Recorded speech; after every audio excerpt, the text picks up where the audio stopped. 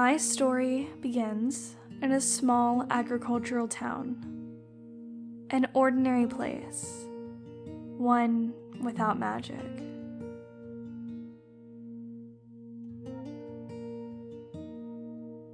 The first thing I can remember from my life is the small farm I lived on with my family. My mother and father didn't have much, but they created a comfortable lifestyle for us, tending to the crops and helping everything in the village prosper. I really loved my home.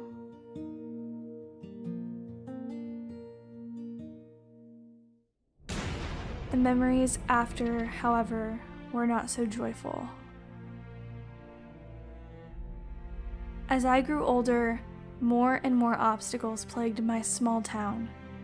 The rain stopped coming, and the soil had lost its nutrients, leaving nothing to grow.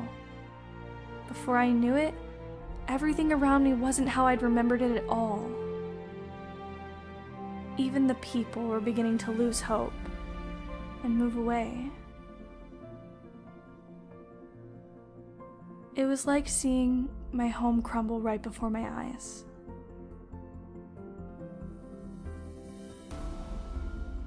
However, my parents worked harder than ever before, trying their best to tend to the farm and make ends meet, usually sending me away to play so that I wouldn't get in their way.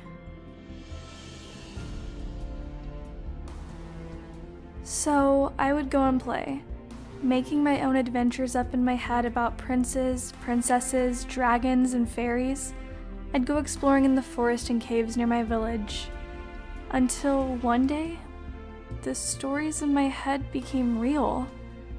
I didn't know it at the time, but magic was real. And so were many of the magical creatures that I thought were just make-believe. One day while adventuring, I came across a cave and a real-life storm dragon. Soon, that same dragon would become my best friend. My parents were always working too hard to pay attention to where I was going and what I was doing. He was always watching over me.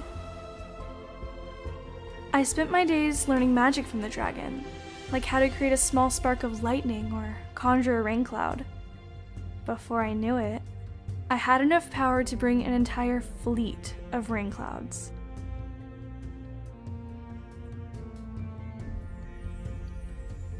With my newfound magic, I helped my village by bringing back the rain and restoring the ground with the water that it had been needing.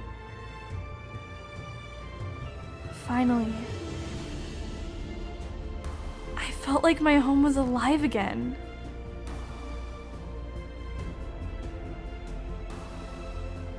I went to show the dragon what I had done and tell him all about how I was able to save my town with the magic he taught me. But when I got to the cave, it was empty. My friend was gone, nowhere to be found. And I never saw him again after that.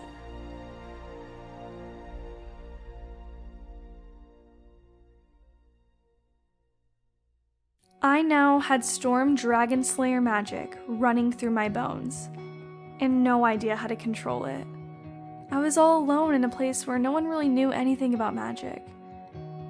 So it made growing up kind of difficult sometimes when my emotions would make it hard to control my powers. So when I became old enough, I made the decision to leave my small town and move to the great city of Atlantide. I had heard of a city full of mages, magic, and diversity. I even read stories of guilds, places full of wizards who use their magic every day to complete jobs and make use of their powers for the good of others. I knew that's where I belonged, so I set off to a brand new place with the goal of joining a guild and meeting people like me.